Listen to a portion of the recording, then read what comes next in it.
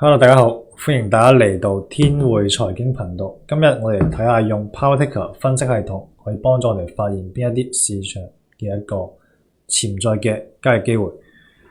咁我哋最近睇到百度集團佢嘅一個 AI 發展咧，非常之吸引市場關注。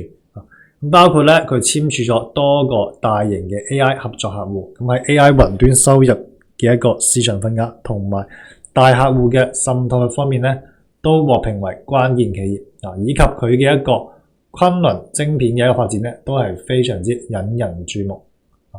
咁佢嘅一個 AI 代理與數位人業務咧，亦都係度快速咁增長緊。智能駕駛平台Apollo Go 亦都喺海外非常之快速咁擴張。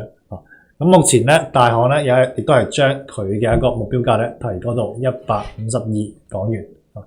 咁我哋都可以睇下，利用我哋嘅天匯 PowerTicker 系統咧，點樣去發現百度嘅一啲投資交易嘅機會。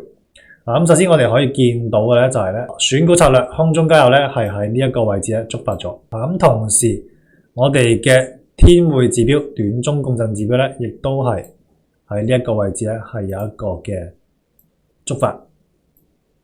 我哋嘅快慢線咧升穿咗零軸，形成咗一個黃金交叉，出現咗一個紫色嘅柱。